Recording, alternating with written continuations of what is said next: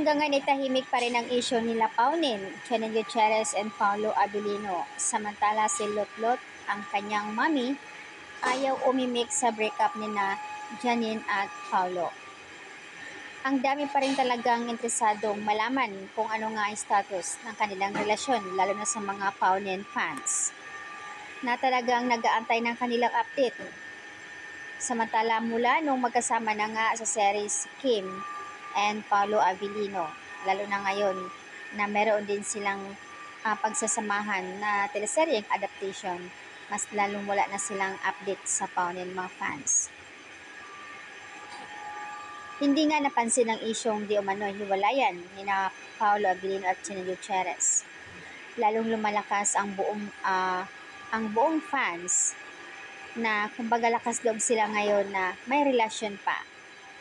Subalit hindi naman nagsalita pa ang dalawa kung ano ang namamagitan pa sa kanilang dalawa. At lalong nagiging bulong-bulungan sa social media sina Kim and Paolo. Ika nga tinatawag silang Kim Pao. Personal daw na pinili ni Kim Cho si Paolo Abilino para makapartner sa Pinoy adaptation ng What's Wrong with Secretary Kim.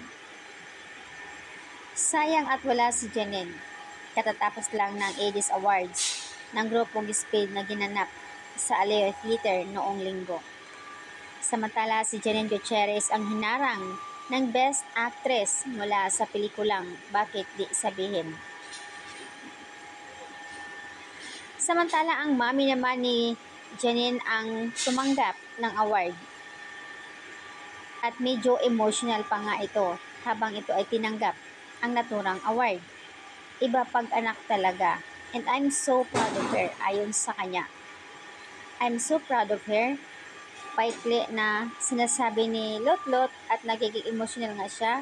Ayon niya sa kanya, nung siya noon nagkakaroon ng pelikula, never siya nagkakaroon ng mga award. At this time, naranasan niya sa anak niya. Pero dahil nga wala si Janine, siguro busy, kaya ang mami na lang niya ang tumanggap. May pahaging kami sa tanong kay Lotlot ayon doon sa reporter tungkol sa love life niya bilang ina. Nandyan ang support kay Janine na ang dami-daming mga katanungan pero hindi rin niya masagot-sagot.